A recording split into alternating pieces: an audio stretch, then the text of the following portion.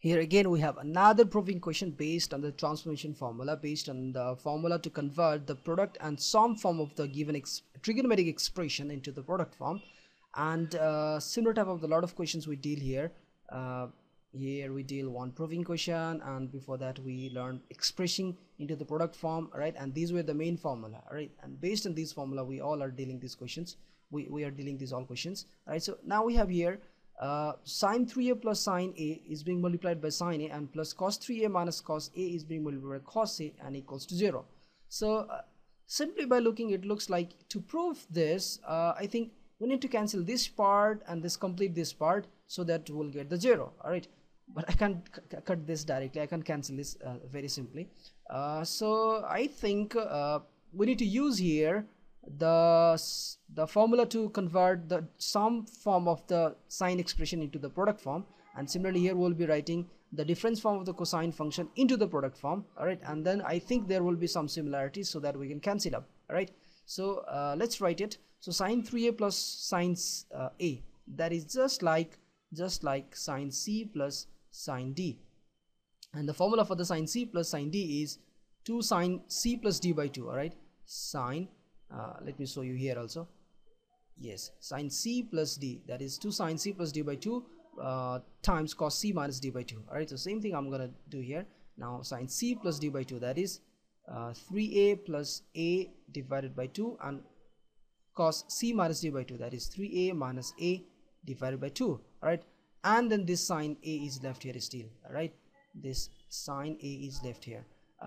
Here actually in this place I have written these things, but the sign is still here. All right, and now let's write about this cos 3a minus cos a. Again this will be working just like cos c minus cos d, and the formula for the cos c minus cos d, if you see here, cos c minus cos d is minus sine c plus d by 2 times sine c minus d by 2, or if you want then you can write this one also, but we're gonna write this minus so that we're gonna use this one.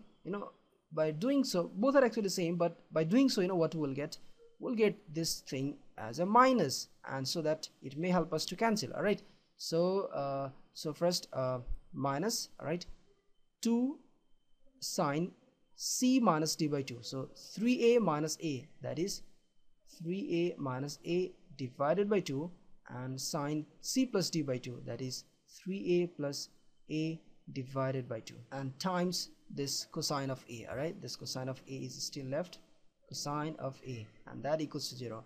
Actually here if you see, then I just solved this part that I circle with the white color as this. All right, so now let's write it properly. So it's going to be now 2 times sine, this is 3a plus a, 4a divided by 2, that's 2a, and then cosine of 3a minus a, that's 2a, and 2a divided by 2, that's simple a, and this is sine a.